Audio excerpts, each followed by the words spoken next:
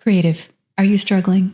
Are you blocked? You might have forgotten how to play. One of the primary things that stops us from creating is fear. We are afraid we can't market it. We're afraid people won't like it. We're afraid it's not going to be as good as we hope. Lots and lots of fear that are basically chains around our ankles, stopping us from moving forward. This is why it is crucial that you sometimes take the time to play, like you did when you were a kid and you weren't worried what anybody else thought. Now, this piece that you play with, it's not going to be for anyone else. This is just for you. Be self-indulgent. Put anything you want in there. Put yourself in the piece. It doesn't matter. Put in every trope. Put in every little piece of glitter and happy ribbon and nonsense that you think, nobody would like that. Agents won't like that.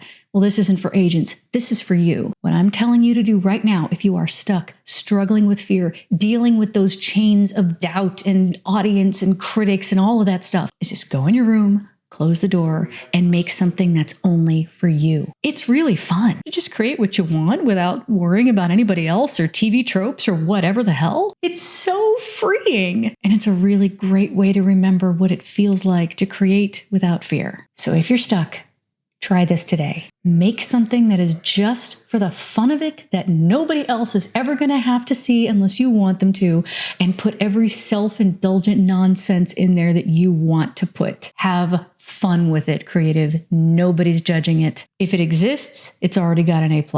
Kick that fear in the shin and leave it limping behind you on the path. Then sit down with me and let's make something new.